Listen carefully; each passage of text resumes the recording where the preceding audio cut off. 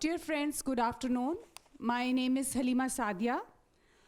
On behalf of MFT, Canadian Thinkers Forum Committee of Anti-Semitism, and TAG TV, I welcome you all here in our studio today. Today's event is Salim Mansur's talk about anti-Semitism in the Muslim world.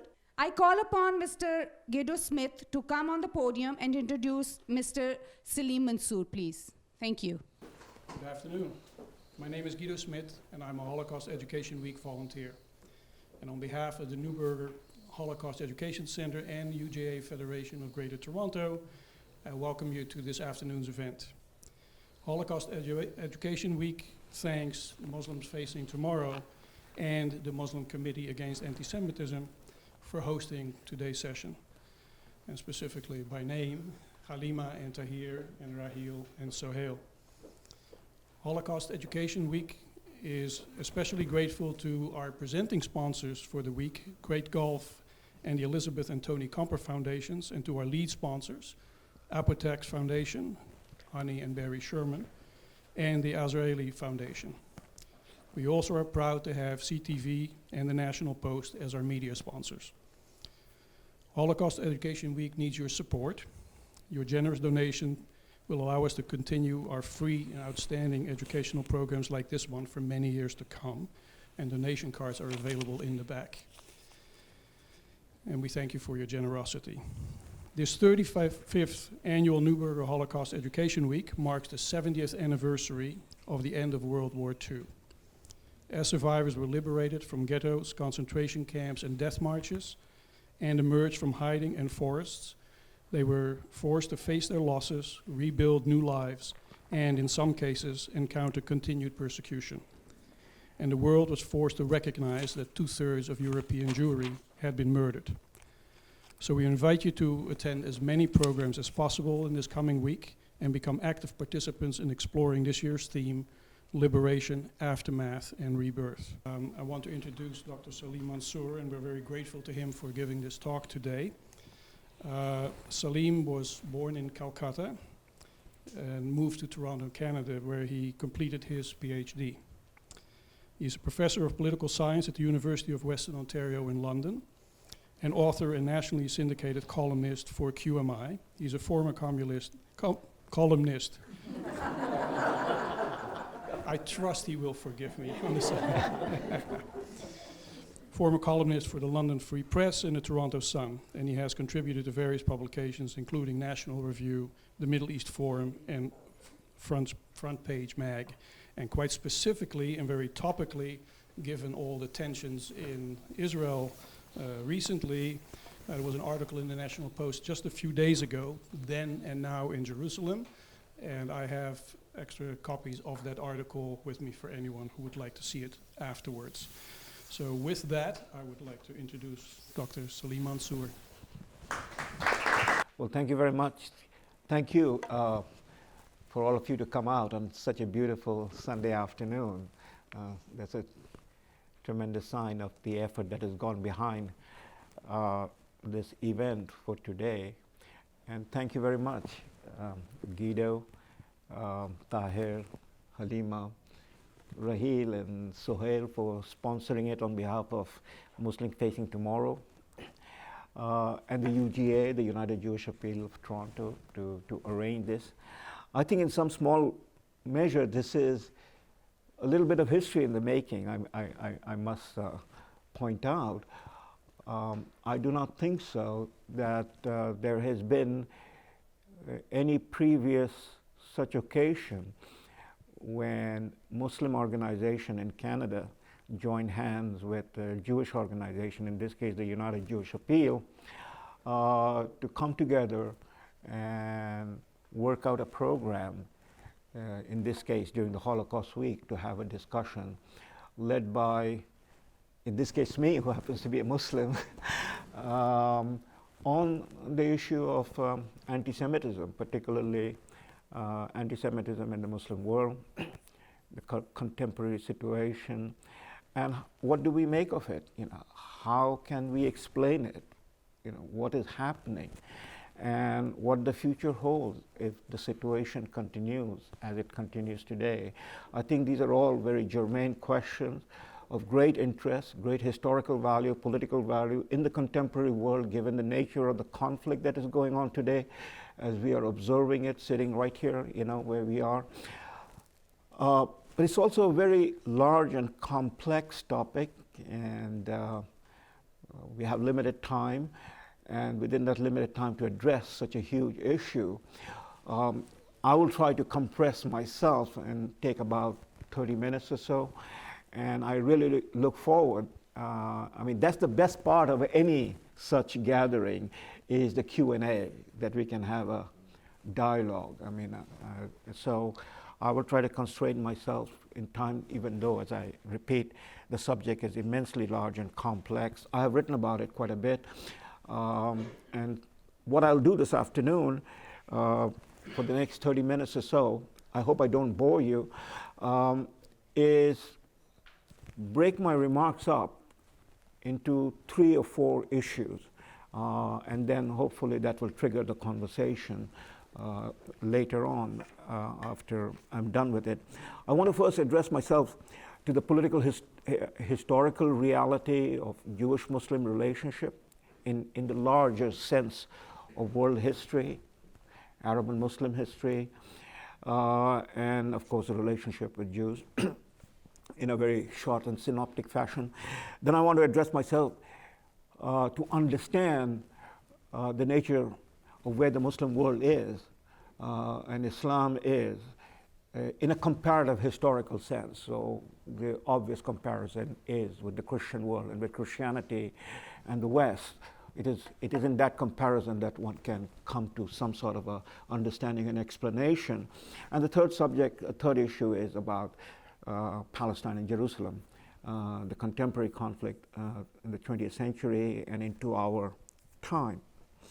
So in the larger context of political historical relationship, my first point would be is that Muslims don't know Jews in the larger sense. The global Muslim population is somewhere around about 1.7, 1.8 billion people, pushing to 2 billion people.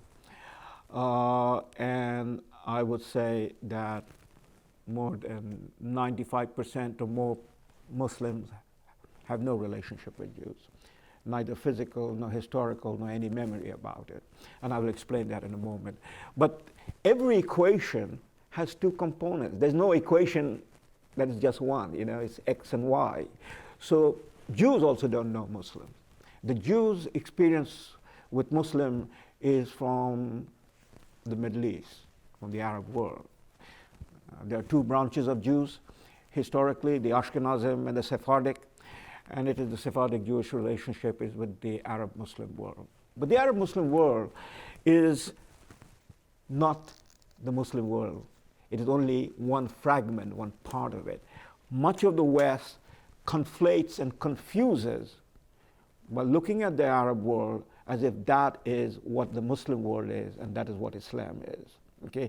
It is true that the Arab world is the cradle of Islam, particularly Arabia, or today what we call Saudi Arabia. It's the cradle of Islam, just as Palestine is the cradle of Christianity in that sense of the term. But nobody goes out and says that Christianity and Christendom is the Middle East.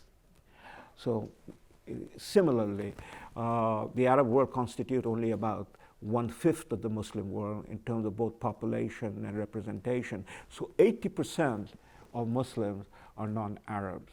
This has to be understood very clearly, both by the Muslims and the non-Muslims too. So, for instance, if you take the largest Muslim country in today's world, which is Indonesia, with a population of somewhere around about 230 million people, Indonesia has no history with Jews and Judaism. There may have been some passing Jewish merchants and traders going through that part of the world as part of maybe the Dutch East Indies Empire, because in Holland the Jews were present and that could have had some impact. Similarly with Malaysia. So that's an example that there isn't in say, Pakistan, in Afghanistan, in Bangladesh. In the contemporary world, there are no Jews. And so, pardon me?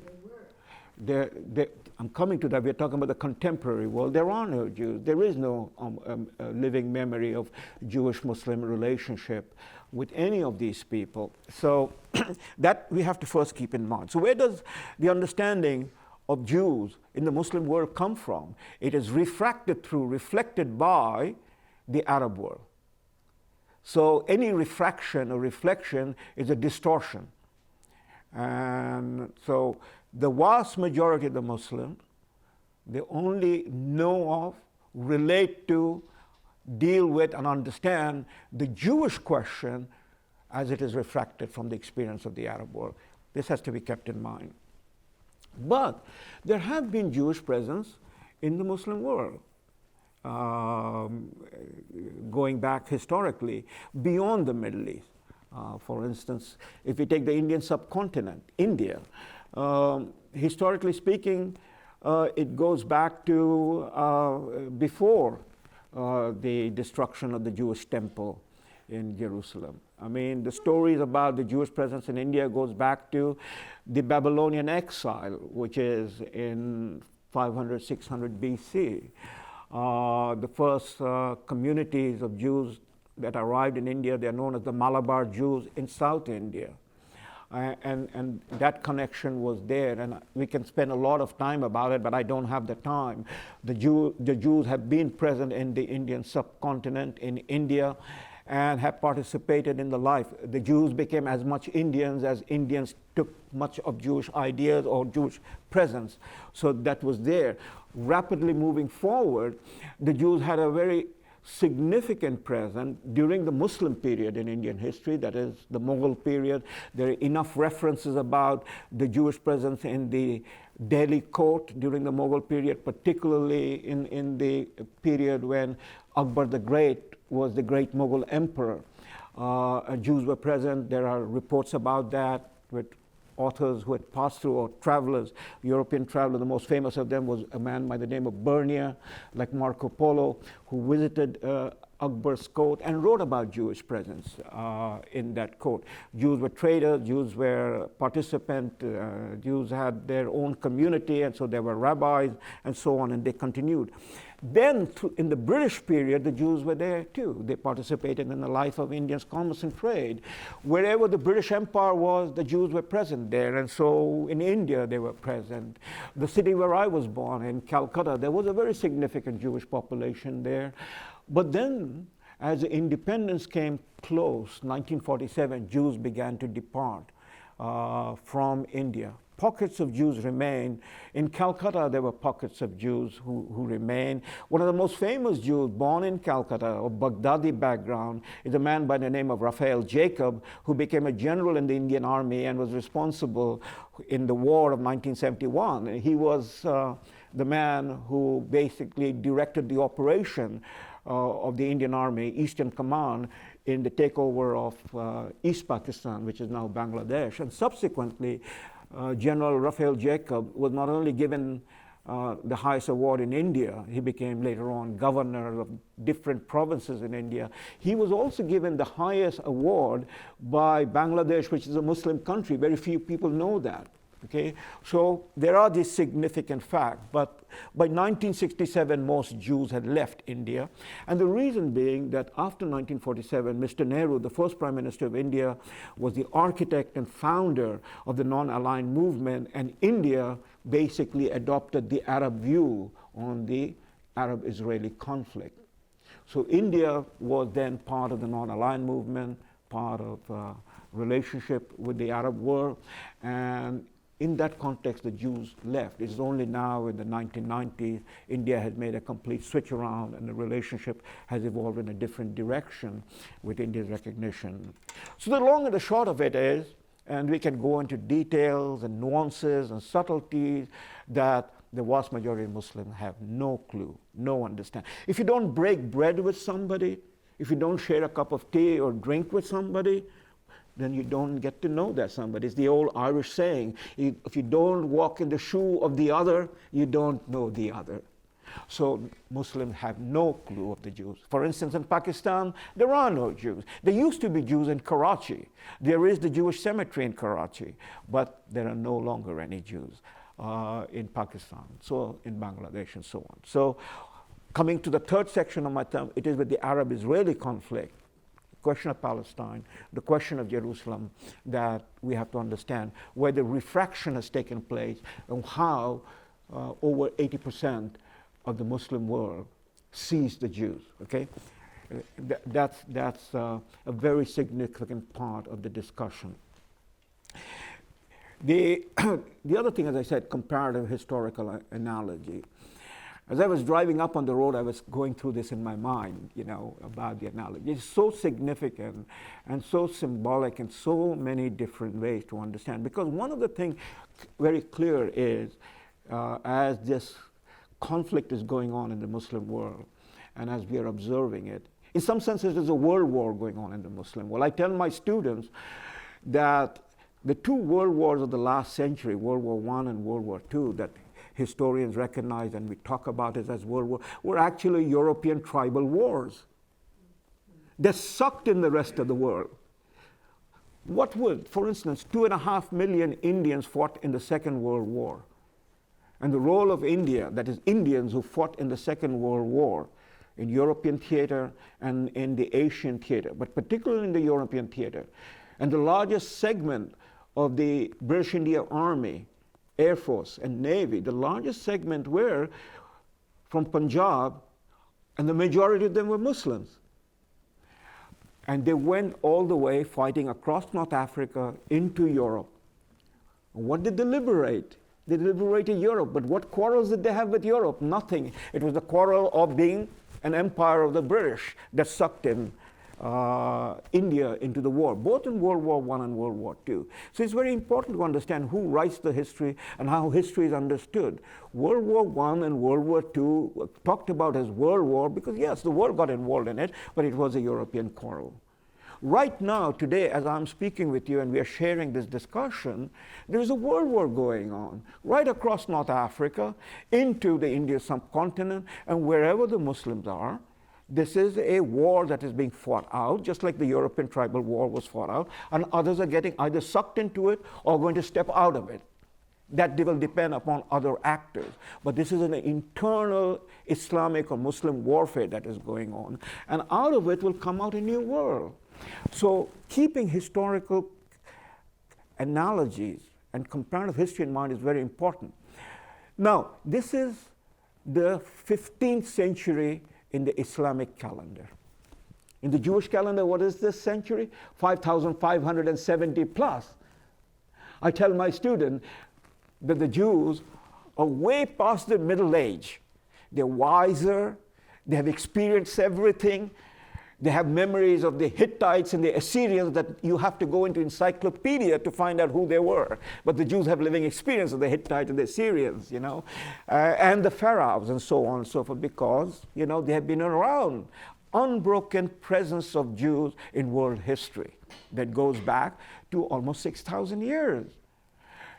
In comparative sense, the Christians are just out of the teenage years. They're in their 21st century. You know? So the testosterone are still humming away. The Jews' testosterone is all gone. It has to be revived. You have to give them some sort of steroids if you want it, right? But in the comparative sense, the Christian world, Christianity, is in the 21st century. The Muslim world, the Muslim calendar, this is 1437 in the calendar of the Hijrah.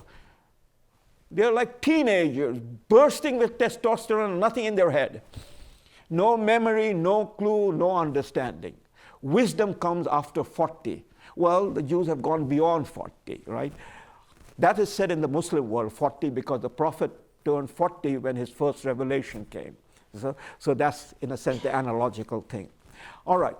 So the Muslim world is in the 15th century. Historically, what was happening in the 15th century in the Western world when Christianity was 15 years old, in its teenage years?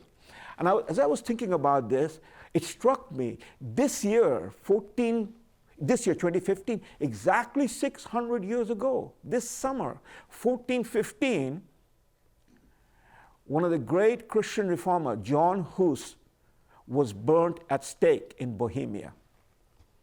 Burning people, whether you burn them in stakes or put them in cage or calling people all sorts of names, has been part of our historical human race problem.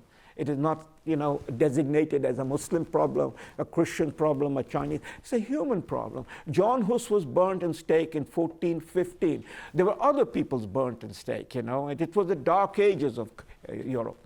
The point I'm trying to make here very quickly is it took another 300 years. John Hus was a contemporary of the reform movement that was beginning. He is 14th century. 15th century is the century, 16th century, that is 1500, is the century of John Calvin and Luther. That's the beginning of the reform movement. 300 centuries of warfare. The Christians abandoned the understanding of how to read and understand the Bible and their history in the process. That is, a new hermeneutics came about. A new ideas and understanding of how to understand history came about. This whole shift that emerged led to a newer understanding about Christianity. Luther was deep in anti-Semitism. The Christian theology was deeply anti-Semitic. It's only 50 years ago, in 1965, in the Second Vatican Council, as I speak, 50 years ago, in this week, that Pope John the 23rd officially recognized the Jews as their elder brothers.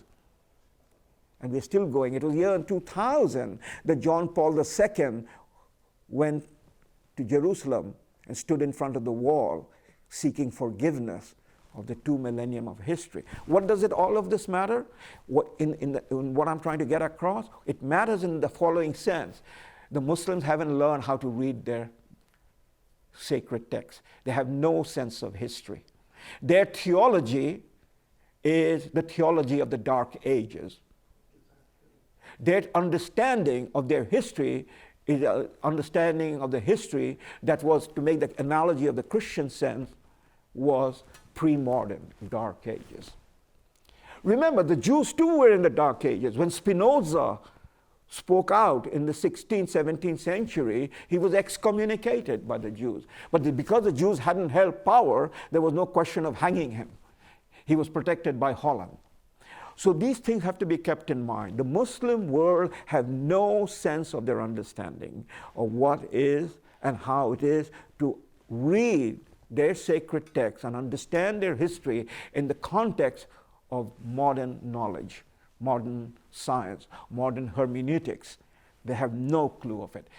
Another example I might quickly give to you is, for instance, after Galileo and Copernicus and Galileo, to say the astronomical charts of the stars of the heaven and the calendar based upon Ptolemy's chart has still any validity. You have to throw out the entire baggage, and the entire baggage was thrown out. We are stuck, the Muslim world is stuck in the Ptolemaic thinking. The other example would be Roman numerals. You can't do algebra with Roman numerals. You have to throw it out and learn the new numerals, okay? So that's the comparative sense of it. Now the religious side of it. Where is the argument that comes from? And arguments are coming all around us on the question of the Quran gives this, justifies the Quran, and the Hadith legitimizes the Muslim argument that the Jews are condemned people, the Jews are people who have been condemned by God, and relationship with the Jews cannot be sustained. So that deep anger in the Muslim world that is directed toward the Jews, the recourse to that anger is provided for by reading the sacred text in a certain manner. Now here is a very quick point. If the Quran is read and understood that it carries within itself any sort of derision of any people, and in this case the Jews and the Christian, then that is a tantamount to saying that if you drop a couple of drops of lemon in a glass of milk, the milk curdles and is destroyed.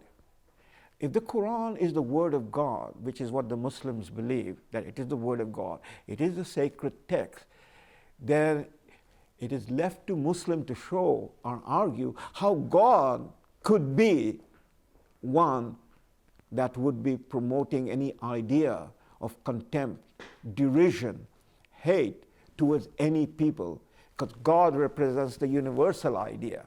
And in the Quran, God represents the universal idea of mercy and compassion. So, right from the outset, if the Quran is the word of God, then the word of God cannot carry an iota of anything that is unmerciful and uncompassionate. By definition, it cannot happen. So then there is references to the Jews. Well, the first reference to the Jews that have to be understood is that the Jews are addressed as people of the book, Ahl al-Kitab. Not simply any book, but the people who were given the first book, the first prophets. So this tremendous status that exists in the Quran for the Jews, that they are the people of the book, Ahl al-Kitab, resonates right through the Quran. That is the 114 chapters of the Quran or 6,600 verses of the Quran. How does it resonate? You pick up the book, the Quran, and this is the story of the Jews. Muslims don't know that, don't want to know that, don't understand that. This book is not the story of the Arabs. This book is not the story of the Indians and the Chinese. This book is the story of the Jews. Now, why is it the story of the Jews? Simple, because Muhammad, the prophet, who becomes a prophet, is born among the Arabs. And to him is given the universal message of one God, the God of Abraham. Now, this message he has to carry to his people. And who are the most proximate people to the Arabs of his time? What again Muslims, and whether Arab, Muslim, and non-Arab, don't want to recognize is the Jewish-Arab contact in Arabia itself, outside of the Holy Land, is a millennium-old contact. There were Jewish presence in Arabia, of course in Medina, in South Arabia, in Yemen, in Hadramaut. There were Jewish kingdoms on the Arabian Peninsula, and so also were Christian presence. Therefore, the stories of the Jews and of the Christians were percolating right around that environment. It was not an alien story. And so, to the Arabs, the most proximate people are Jews and Christian, and the stories have to be told. And the Quran is in its entirety the story of the Jews, going all the way back to Abraham, who the Arab lineage is connected to through Abraham's son Ishmael with Hagar. And then all the prophets of the Old Testament are revived and reiterated and talked about. But the most important and the most famous and the most notable prophets that the Quran talks about, in fact, the central prophetic figure in the Quran, in a sense the greatest prophet in the Quran, is Moses. Why? Well, I don't have to tell you the story, but the simple fact is the Quran addresses him as Kalimullah. That means one with whom God speaks. And that is the encounter of Moses and God on Mount Sinai, which is brought out, and the laws that are given to Moses. He is the greatest prophet in that sense of the term. All right? Jesus is the most special and dearest of prophet because of what he represents and the miracle of Jesus' birth and so on and so forth. So here it is, the validation in the Quran of the Old Testament and of the New Testament, okay, That is right in there. But then there are references in the Quran of encounter with the Prophet, with Muhammad, that turn negative or ugly. So how is that to be explained? Well, the encounter with Muhammad that turned ugly and negative were the encounters in which the story is told as a specific and particular story. And the specific and particular story that is told is that the Jews resisted Muhammad. The Jews, that is in Medina, they resisted Muhammad.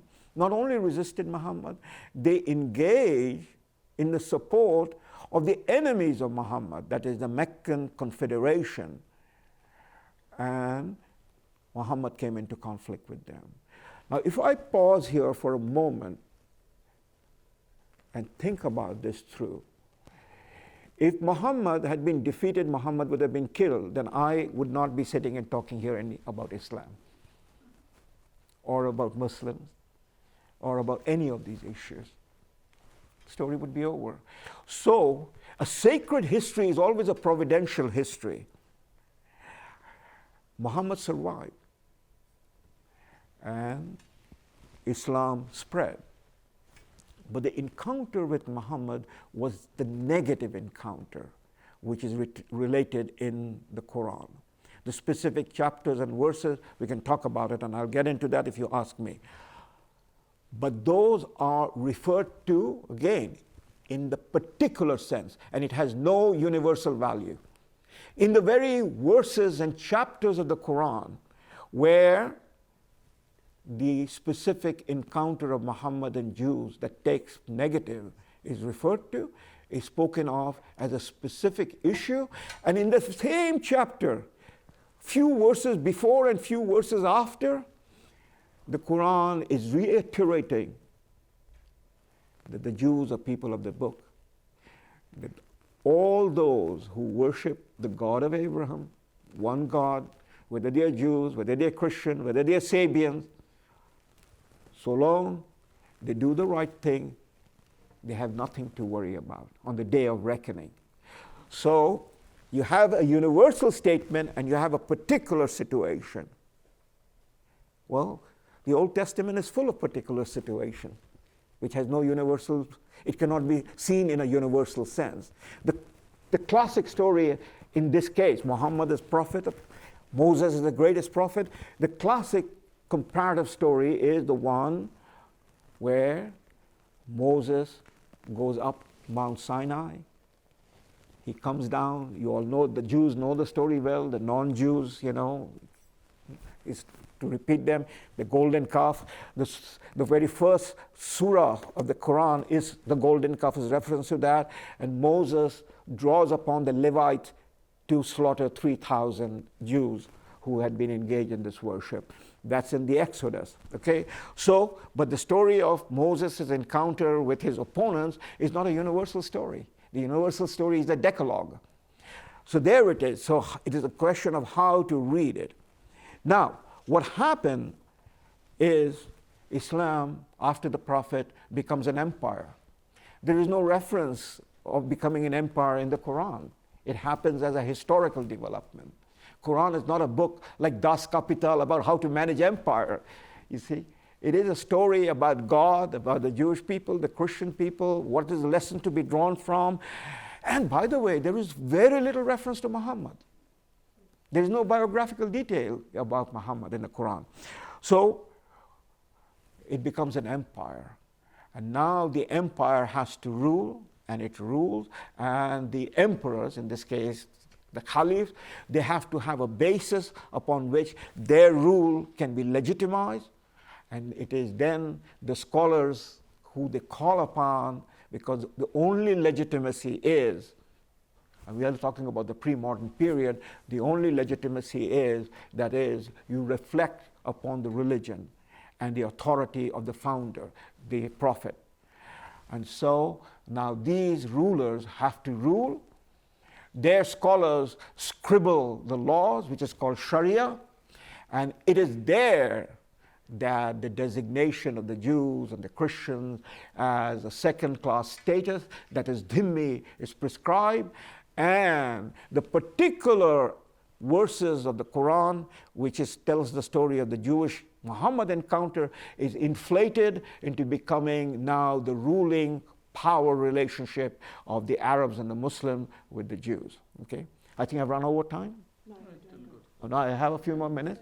Okay, so that's the basis. This can be challenged. That is, the Muslim leadership, the Muslim can be challenged on a daily basis.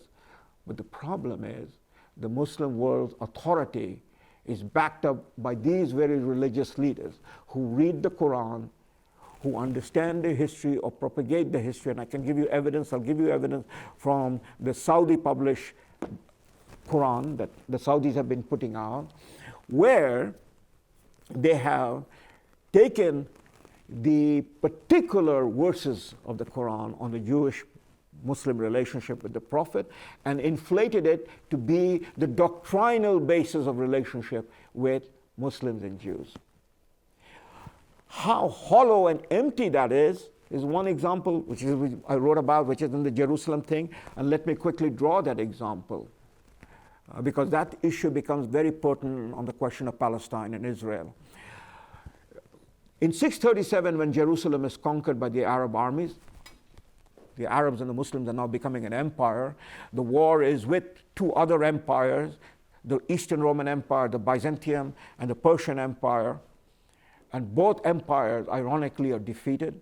And there are internal reasons for that defeat, because these empires had fought each other to a state of exhaustion. And then suddenly these Arabs appeared on the scene who nobody cared about and nobody saw them as civilized people, and suddenly they had a burst of energy and they were able to defeat and conquer this area, particularly the Holy Land. So when the Arab armies entered Jerusalem, the leader of the Arab Muslim world is the second Caliph, Omar. And as he receives the keys of Jerusalem from the Byzantine Patriarch, Sophronius, he's asked to come in. That's the Church of the Holy Sepulchre. And if any of you have gone to Jerusalem, you can walk around and see that. Sophronius invites Omar to say prayer in the sepulchre. And Omar declines because he says that if he says the prayer, the people coming behind him might follow his example and take over the church. So he steps out and he prays in an open area, which today is enclosed, and there's the Mosque of Omar just adjacent to the Holy Sepulchre. He prays over there, which is then an empty area. And then he makes a tour of that Jerusalem.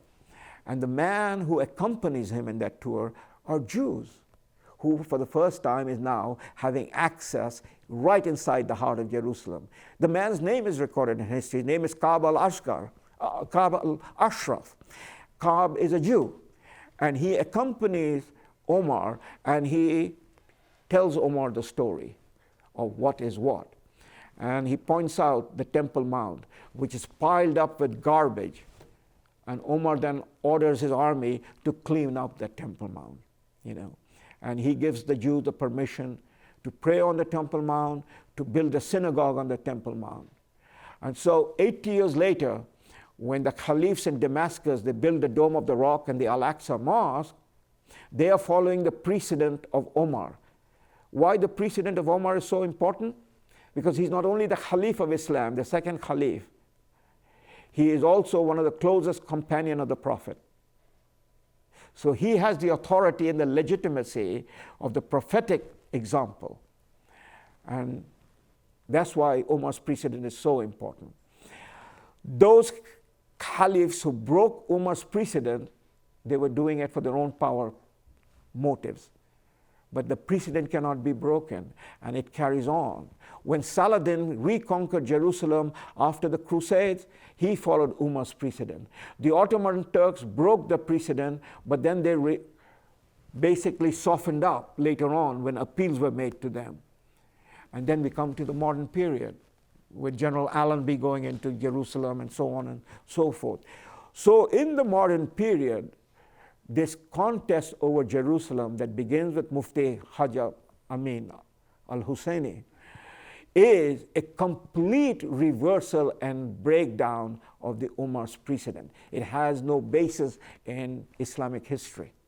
So where does that argument come from? Well, this argument is coming from basically modern nationalism and a contest over sacred rights and sacred temples and sacred grounds, okay? And the Palestinian cases that this is the third holiest city and it cannot be under the control of the Jews. The argument on the other side, again going back to Umar's precedent, is very simple, and it is the Quranic principle that why is Jerusalem the third holiest city? Because in the Quran there is reference that the Prophet made the night journey from Jerusalem. However, there is no word Jerusalem in the Quran or on that verse. It is an allusion, that is the distant mosque being the holy temple of David and Solomon, that from there he went on his night journey. This event takes place at that moment in the Prophet's life when he is about to make the transition from Mecca to Medina. This is the last act in the Prophet's life.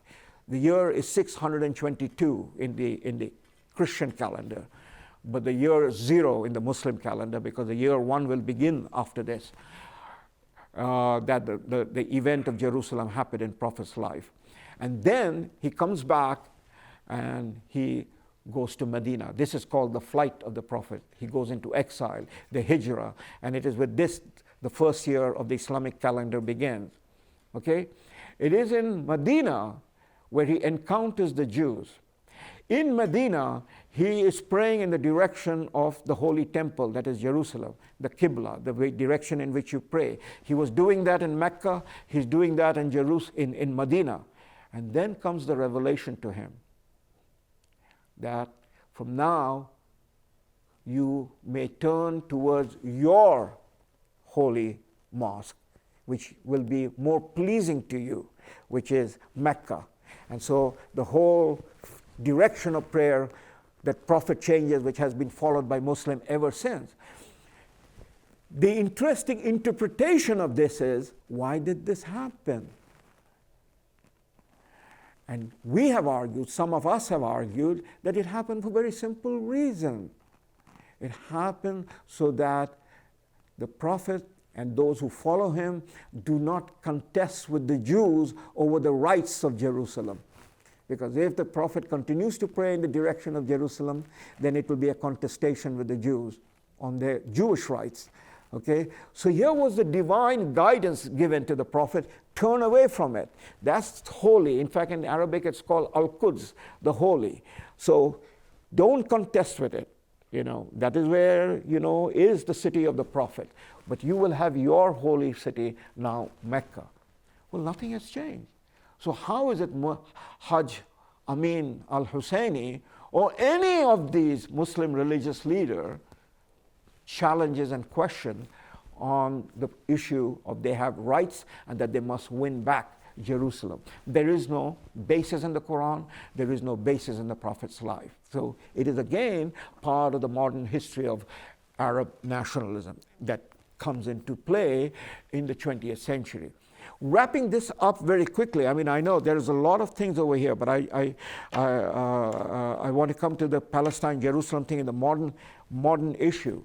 But I want to preface my remark very quickly that while Judophobia or anti-Jewish ideas is part of the empire and the relationship with the empire, there is no theological basis of anti-Jewishness or anti-Semitism in Islam. Bernard Lewis, the great scholar of the Middle East and of Islam, who is himself a Jew, has made this point over and over again. So where does it come from? Why did this happen? Well, the quick and the short answer is human nature. It is the defeats that the Arabs and the Muslims face in the period after the rise of Europe as colonial powers.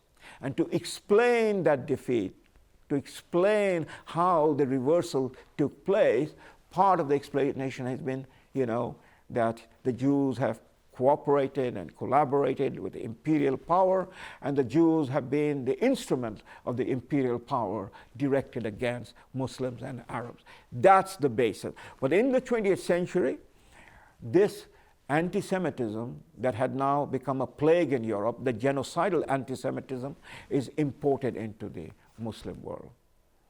And the first evidence of that is what happens with Haj Amin al-Husseini, whose ideas led him eventually to embrace Hitler and become, a member of the Third Reich in that sense, raise an army and so on and so forth.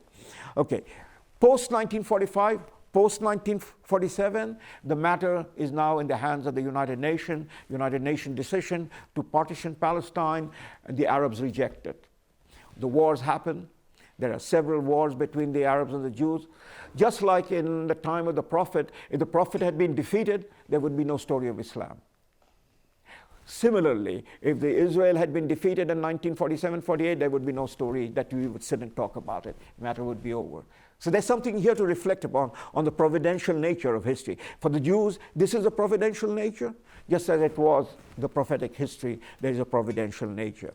The defeats that the Arab armies suffered entrenched even further their animus towards the Jews. And they had to look for some basis in their own history to legitimize it.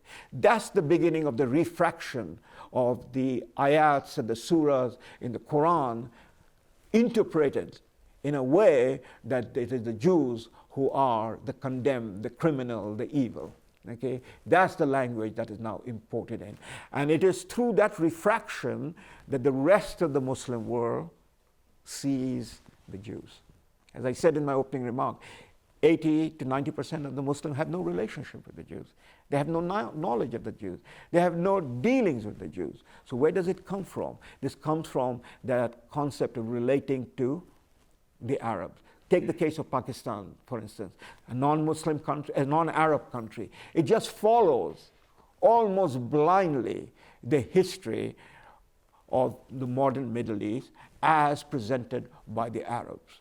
But then this can be magnified to the 57 member states today in the UN, the Organization of Islamic Countries. There is no internal discussion about it. And it is this religious idea with the ulama that is now basically the trope of the Arab Muslim history.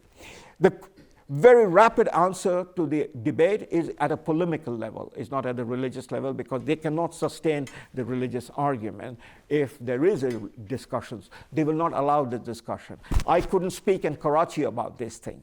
I can only speak about this thing in Toronto, in Mississauga. I couldn't speak about this thing, anywhere in the Muslim world. They would very quickly decapitate me or decapitate people like me. So, that's the problem we are dealing with. And of course, the West has turned totally secular. They have no idea too. In the universities and colleges, there is no such discussion. So we are dealing here with the polemics of modern nationalism, colonialism, imperialism, anti-imperialism, etc.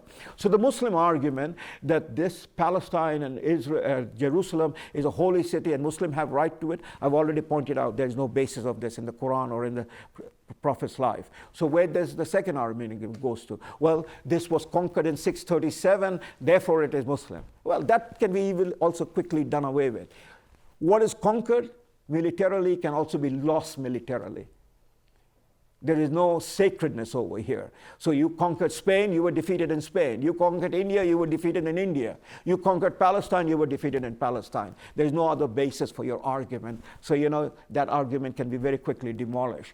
No conquest is a matter of perpetuity in terms of your real estate authority that you have over there. Then comes the question of United Nations. All of the Arab countries, all of the Muslim countries, now save for two, and that was Sadat's 1977 travel to Jerusalem, embrace of Israel and peace and so on, and then followed by King Hussein of Jordan in 1994. Save for those two countries, all of the OIC countries have followed the Arab narrative, and they have not either questioned that narrative or even for diplomatic and political purpose, set that narrative aside. Even Turkey, that had been a secular republic after the Ottoman Empire collapsed, and Kemal Mustafa's successor recognized Israel and dealt with Israel, have begun to turn its back on going the direction of OIC. Iran, that is a Middle Eastern country, and until 1979, under the Shah of Iran, had very intimate, close relationship with Israel, after 1979 with the Islamic Revolution and Khomeini, they've gone back to this narrative of the Arabs, plus their own bigotry by which they have read the Quran and the history. Morocco, the third example of an Arab country, which had a very profound and deep relationship, where Morocco was, in a sense, the country that gave refuge to Jews that were trying to get away from Europe under the monarchy of Muhammad V. Muhammad V was the king of Morocco during Second World War, and Muhammad V, it is in record, he treated the Jews as his people to protect. Well, that too has changed in recent times. Okay, so we can see how the narrative has been pushed, and this is another large history, so I'm going to wrap this up. This narrative that has been pushed post-1945, it is a narrative of the bigotry within the Arab Muslim world, joined up with the narrative of secular intellectuals from the Arab world. Most, if not all of them, were Christians. This is, again, today, because what's happening in Iraq and Syria, nobody wants to talk about it. But at the end of the 19th century and the beginning of the 20th century, the Arabs were on the religious side of the argument. For them, it was the Ummah. The Arab revolt was also done on the basis of a religious argument. It was the Christian Arabs who brought in the argument of Arab nationalism. A whole host of people I can name, beginning with Najib Azuri, all the way to Edward Said and George Habash and Michel Aflaq and so on and so forth. This is the animus that was imported by the Christian Arabs, who were the most anti-Semitic. This is not to make an argument of apologetic from the Arab side, but the Christian Arabs were the most anti-Semitic because that was part of the Christian theology for 2,000 years. And so the Christian Arabs in Beirut, in Lebanon, in Cairo, the Coptic Christians were terribly anti-Semitic. It is only changed in the recent times. It is the Coptic church that opposed Sadat's going to Jerusalem. People have forgotten about that. Boutros Ghali became his foreign minister at the last minute because he was serving in the Egyptian foreign ministry. He was the secretary of, he was not the minister. Sadat's foreign minister resigned on the day Sadat traveled to Jerusalem, and Boutros Ghali was made the foreign minister by Sadat to carry this matter. But the church was against it, because the church was on the side of the larger body. So that's another very interesting dynamics of it, what has happened. And now in the West, that has gone along with the secular narrative that is also left cultural Marxist narrative. Remember, Soviet Union under Stalin recognized the partition and recognized Israel in 1948, even before Truman did. But it was Stalin who also turned against Israel with the Doctor's plot. So again, there are a whole lot of details there. And then what happened, that how Soviet Union became so virulently anti-Jew in its relationship with the Arab world. So that's the strain of the cultural Marxists or the Marxists in the Western world, which now dominates our university all around us. And our children are being taught that narrative. So they're taught that narrative on the secular side of anti-imperialism, anti-colonialism.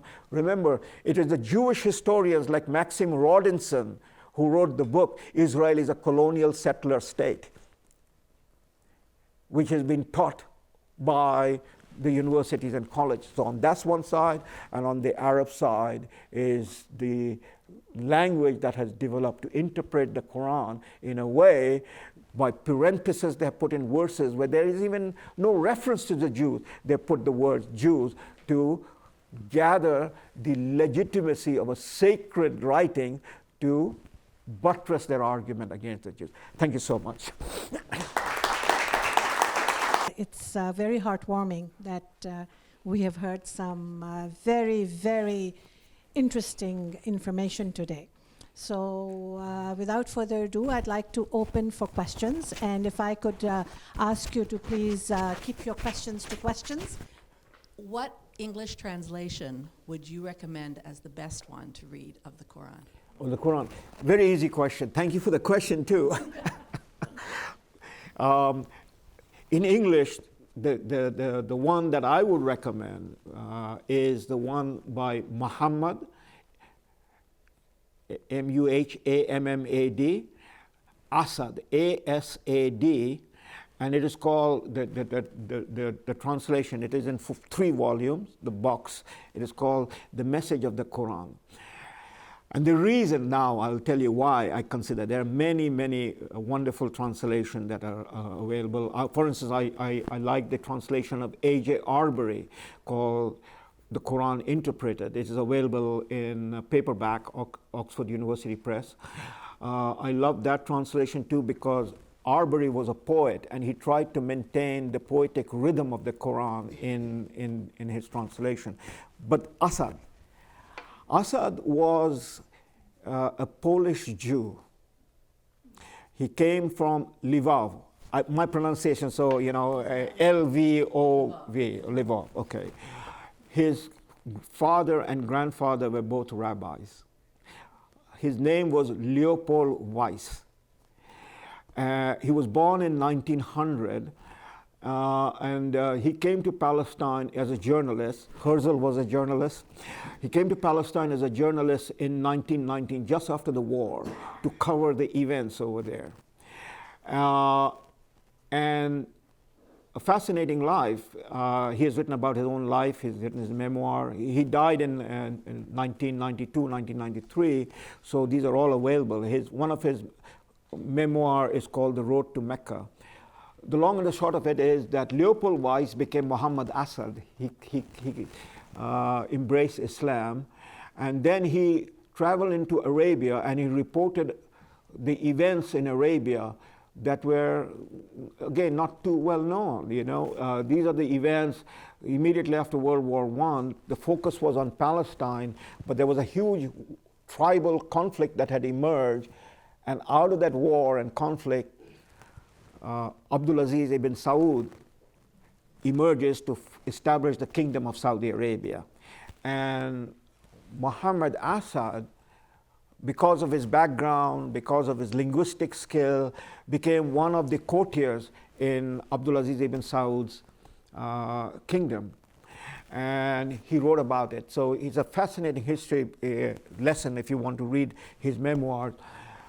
But later in his life, he devoted his life, he left and he settled in Spain, and he died in Spain. He devoted his life to writing, to translating and doing commentaries on the Quran. And the most fascinating thing about his translation, of course, is the language itself, wonderful English, but it is the commentary, because here is a man who is deeply versed in both the rabbinical tradition and the Christian theological tradition. So here is a man who can bring together the Abrahamic tradition in understanding the Quran. Would you please comment on the Islamic theological perception concerning the reconquering of territory once it has been conquered, once there's religious obligation to reconquer it again? Well, this is interpretation, an argument that have been constructed by Arab nationalists or Muslim nationalists. That the land once conquered becomes a Muslim territory, waqf, and therefore the Muslims have a claim on it for eternity, so to speak. But that doesn't come out of the Quran. There is no such basis in the Quran. It doesn't come out of the Prophet's life because, again, we don't know too much about his Prophet's life. Most of it is fabrication and conjecture. But the Prophet died way before any of these things happened. So this is the argument about what is talked about in the literature historically, the idea that Islam supersedes all the other Abrahamic traditions, because it is the final word of God, so to speak. It is the final revelation. The Muslim theologians take Islam as the final revelation. The first revelation was with Moses, the Decalogue. There have been other revelations.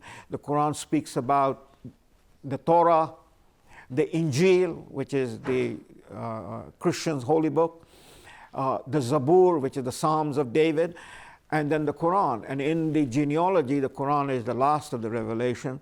And so the Muslim theologians, the Arab theologians, under the weight of the empire, they developed this theology that, Islam supersedes everything in the Abrahamic tradition.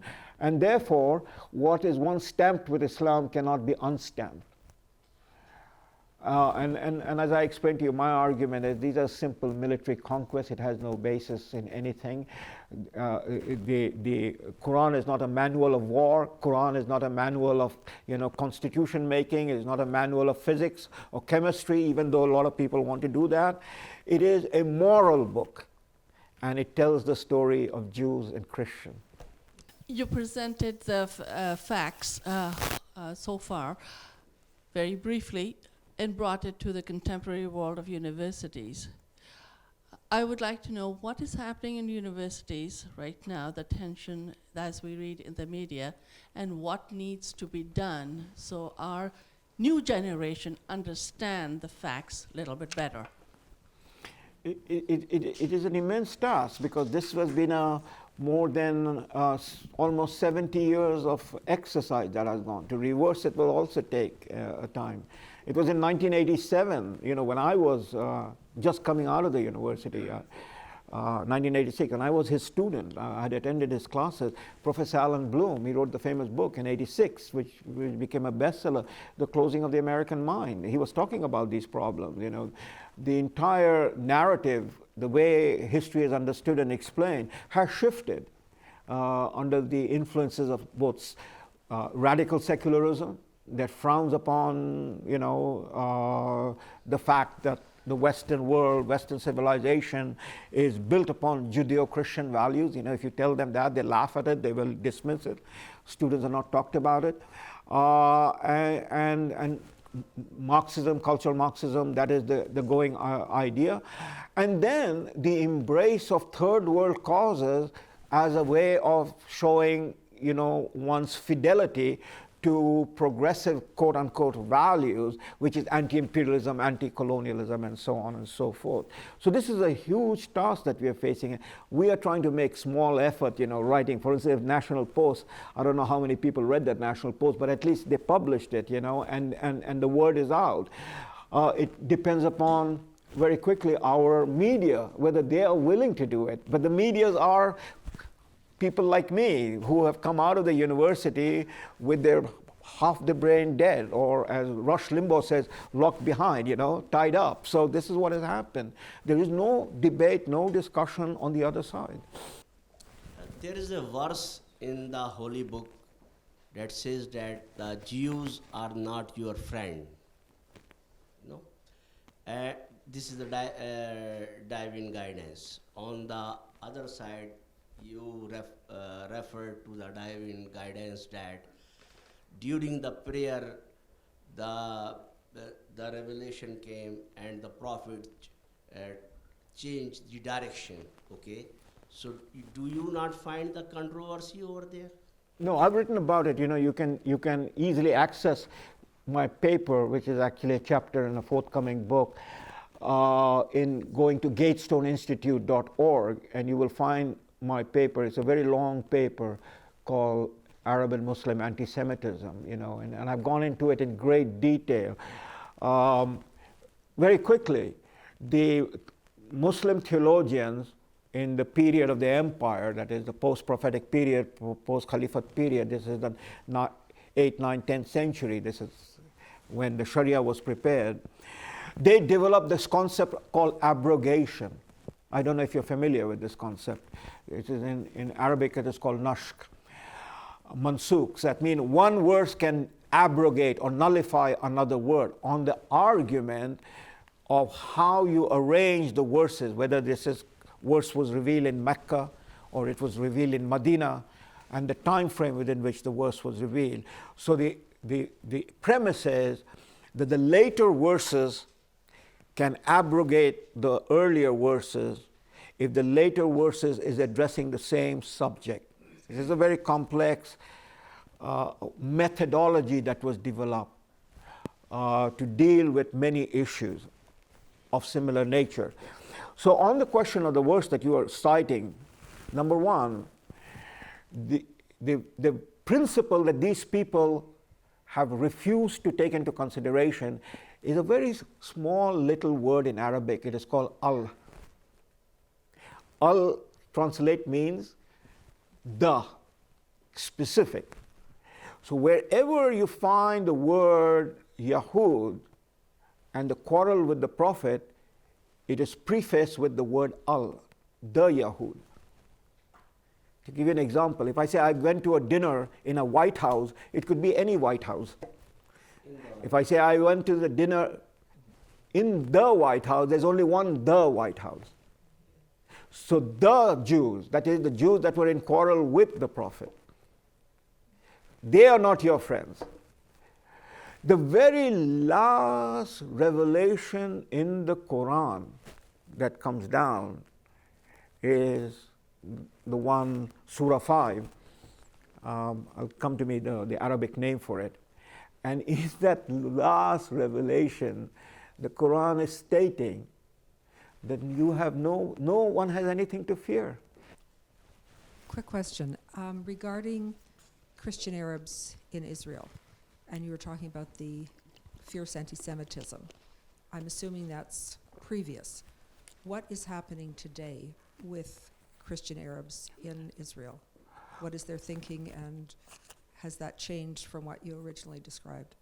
Well, I think within the Christian Arabs, there's again the divided opinion, because the Christians on the other side also of the green line, or whatever line you want to talk, West Bank, there are divided opinion. But I think, given the context of the last few years, if you want, half a dozen years or so, the Christian Arabs feel very privileged that they're living in Israel and they're secure in Israel. Plain and simple. Indeed, I would say not only Christian Arabs, the Muslim Arabs feel. I mean, I've traveled in that part of the world, and I've spoken with many. They feel very secure, that they wouldn't be secure outside of Israel. And here is, again, the very interesting and paradoxical situation about the Christian Arabs and Muslim Arabs inside Israel, because they are now minorities inside Israel, and the situation of Muslims in India, because Muslims of India are minorities inside. And 70 years after the breakup of India and partition, the Muslims in India feel they're very privileged, they're very secure, they're very content to be Muslims in India rather than having to live in Pakistan or outside of India. Paradoxical situation. My question is, during the Holocaust and what followed before that, can you recall any incident where Muslims helped the Jews in this regard, or they came together for this cause? Well, I already mentioned one example, that is Morocco under King Muhammad V, where when he was challenged, he said that the Jews are my children, and he invited more Jews to come to Morocco and find security there. But things have changed in Morocco since then. The other example is Albania. Albania is a Muslim country in the sense that the majority of Albanians are Muslim background, as opposed to in the Balkans, in Bosnia and Herzegovina or in Croatia. Those were under the what became Yugoslavia, under that authority. But Albania was a separate kingdom. It had a king, it had a monarch, and it was independent. And Albania is the only European state, to the extent that Albania is part of Europe, that provided not only shelter but invited Jews to come in. And the Jews of Albania remain. That story is very powerful, very moving. At a tremendous cost, the Albanian Muslims provided protection because they were on one side the Italian fascists, and on the other side were the Balkan War going on. But Jews that was the only place where the Jews were not touched by Hitler's army, Albania. There are individual stories, and I wish we could have more time and talk about it, but one story, if I may mention, is the story of this young girl. She was the daughter of a very famous Sufi sheikh from India, Hazrat Inayat Khan, and her daughter, Noor Khan. Noor means light. Noor grew up, she was born in America, and she went to England just before the war, and then the war broke out, and because of her background and her skills, her linguistic skills, she was recruited into MI6 and sent to Paris. And she, through that period, the fall of France in June of 1940 and afterward, as the resistance grew, as Paris became a German town, Marshal Pétain and the Vichy capital, Noor was a member of the MI6, passing intelligence to the British about what was happening in Paris. And then the counterintelligence people, the Germans, broke the code and found her and found others, and so she was trapped. Noor was sent to Auschwitz, and she died in Auschwitz. This is a story that needs to be told, but it hasn't been told. It should be told. It should be discussed. Noor is one woman that we know, Muslim woman, who died in Auschwitz. Later on, both the French government after the liberation honored her with Legion d'Honneur, and the British government gave her also a highest civil honor. There is a statue now of Noor outside the Buckingham, somewhere in that area. I believe they have put it out. But the story of Noor has been enacted in a film version, and that is now available through PBS.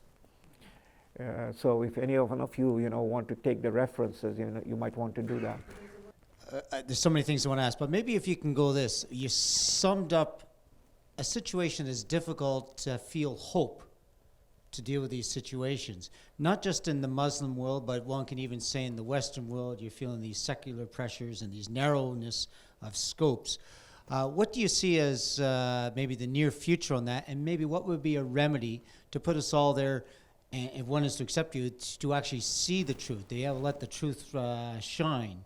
And what can change the whole attitude? Because one of the interesting things, you're saying the Arab world is maybe 20% of the Muslim world, but what are the other 4/5 doing? What is that whole dialogue, whether it's Quranic versed or about just simple reality, putting checks to nationalism, and all those kinds of other interpretive devices? What do you see as a way to plow through all that? I have no crystal ball. But one has to be optimistic, even in the darkest night. One has to be optimistic. I tell my students all the time, I love the point that Mahatma Gandhi would always make, that in the darkest night, you don't wait for the sun to rise. You light a candle and let others light their candle. So I see promise. I see promise in the following sense. I see what happened in 1947-48, the partition of Palestine. Unfortunately, it was partition. It was the second part. The first partition took place in 1922, when Winston Churchill partitioned Palestine Mandate and created Transjordan. And there shouldn't have been another partition in 1947, but that was what happened, etc. is done. And the State of Israel was established. I see that as providential in history. And I see that it has greater meaning in the historical sense, in the larger historical sense, than simply the Jews for the first time returning to their ancestral homeland in 2,000 years and having a state of their own. for 2,000 years, part of the suffering of the Jewish people was that there was no state of their own that could provide them some degree of protection. So here was the making of the state. But beyond the Jewish dimension of the story, I see the establishment of Israel as the crystallization that will take place and is taking place in the Muslim world. You know how things can crystallize over time and change from quantitative to qualitative, complete transformation happen. And that too is something that we cannot predict when it will happen, but when it happens, it is all of a sudden, or, it changes the whole dynamics of it. I think Israel is the process by which it will change the history. I take the example of India. In 1947-48, India turned the back on Jerusalem or on Israel, and the argument was that this is a colonial settler state made by the Europeans to deprive the local population. And one of the great blemishes in that storyline is the engagement, the dialogue that took place between Mahatma Gandhi and Martin Buber. And those of us who study these things, we find that as one of the sad episodes in where Mahatma Gandhi understood the largeness of the question of people's rights and so on and so forth and nonviolence. He did not make that transition on the issue of Jews, and so that was the sad reflection in that dialogue. But then you look at it, history moved on, and now India has one of the closest relationships with Israel, which means what? India has the closest relationship with Israel, which is India being the second largest Muslim country. Most people don't realize that. The largest Muslim country is Indonesia, and the second largest Muslim country is India. And in 2000, I'm picking the date from my memory, so don't hold me, but it was around about 2007, 2008, that a delegation of Indian religious leaders, we call them ulema, was led by the highest ranking Muslim religious leader in India. And this group represents more than 500,000 mosques in India. India's Muslim population is over 180 million people. And so mosques, 500,000 mosques, and the membership. And this delegation was led to Jerusalem by this Muslim religious leader with about some 20 other going there, and was given a full state reception. And it's now on record, of the conversation. And from the Muslim religious point of view, it was an embrace. It was an embrace of the elder brother, which is what John Paul II was doing when he walked onto the Western Wall, which began with the Second Vatican. So if you have 180 million Muslims, their religious leader making, and then the president of Indonesia, the largest Muslim country, Abdurrahman Wahid, he unfortunately died a few years ago, but he was one of the closest and best friends of Israel. He traveled to Israel, he recognized Israel, and he spoke about Israel and about the Jews, again, in the language of Ahl al-Kitab, as the elder brother. And there is a very strong movement in Indonesia, and I know some of the people there. I've been that part of the world, and it is being led by Muslims. And you know what? The size of that movement, it's called Nahdlatul Ulama, that is Abdurrahman Wahid's movement. The size of the movement is over 40 million, which is bigger than the size of Canada, the membership of that organization. And their relationship with Israel and with the Jewish people. So while the news item is focused upon the suicide bomber, the decapitation, the ICs, and all the negativity, because it's never a story when a dog bites man, it's always a story when man bites dog. So this is the story. The unstated story is what we have to talk about, what our children have to talk about and have to learn, So that is happening, but it is happening below the radar. And in some way it is good to happen below the radar because that's the crystallization process. And the final comment is that what is happening right now in the Middle East, especially with the rise of ISIS right now, it is happening not as when John Hughes was being burned at the stake in 1415 that nobody knows, like pure historians go and pick it out. This is happening in the full glare of a global village. And you know the revulsion that this is creating.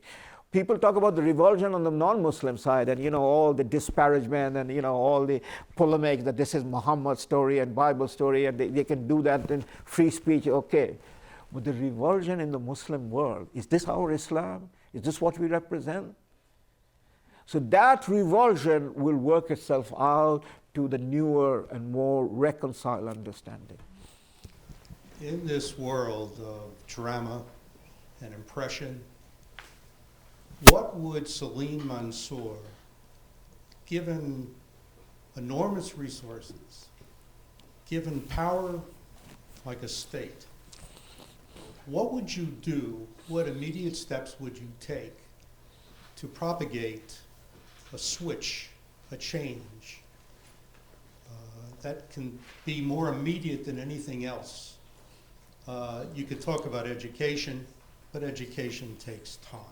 It takes effort. What would you do? What would you suggest? What powers would you pull together to save this situation?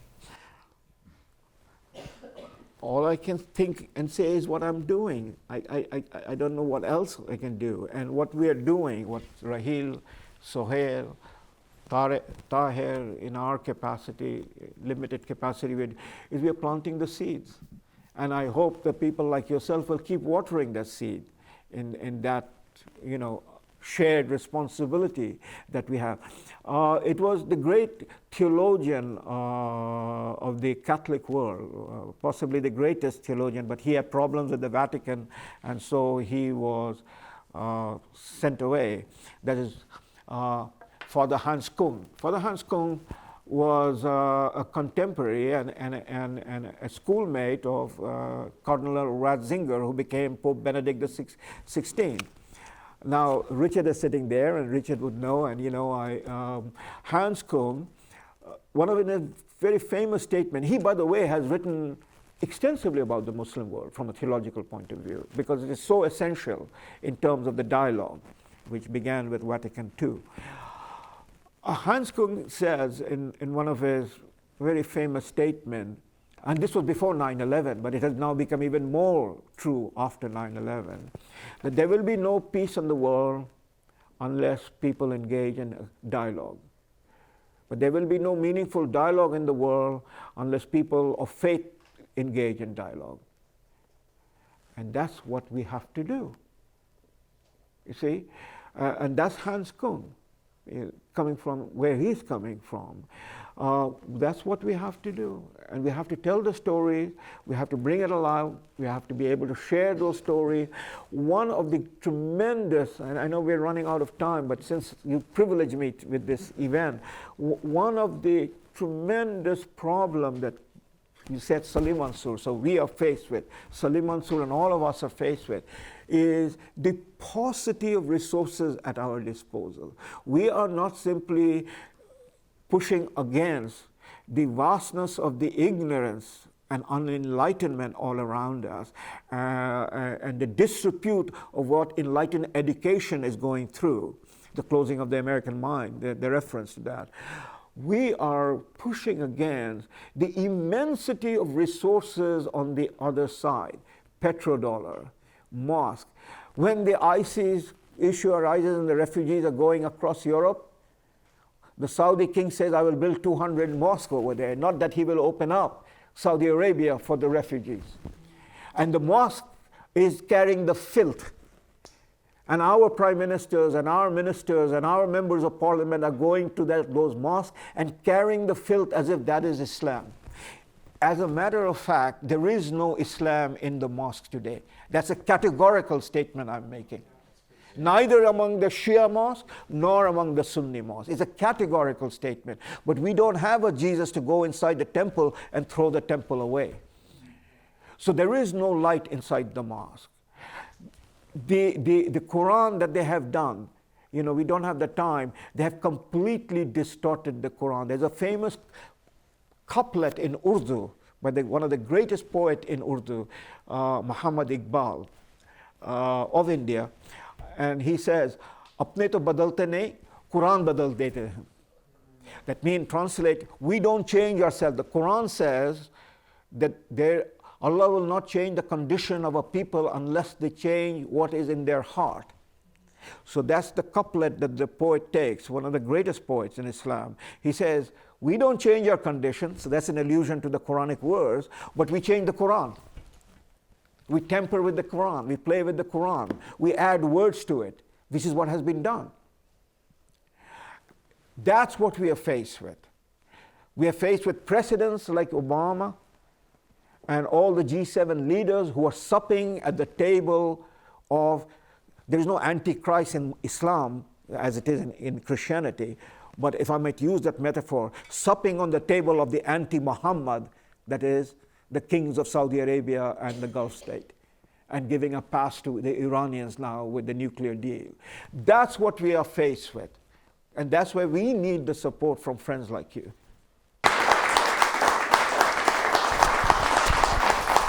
This has been very, very enlightening for all of us. And you quoted Gandhi, so I'll also finish with a quote from Gandhi when he says, be the change you want to see. And I am an eternal optimist. I think the fact that we're all sitting here today is a sign of change. This did not happen 5 years ago, and each one of you is going to take this message to people that you know, to friends, to family, and to speak about the Muslims who are friends of the Jews and lovers of Israel. Thank you. Thank you very much, Salim. And I request all of you to give a round of applause for Salim. What a man we have among us, a man of integrity, honesty, and intellectual vision. Thank you once again, Salim. We need your support so that we could do events like this more, and we could record and put these things on air in terms of changing mindset as much as possible. And thank you very much for joining us today.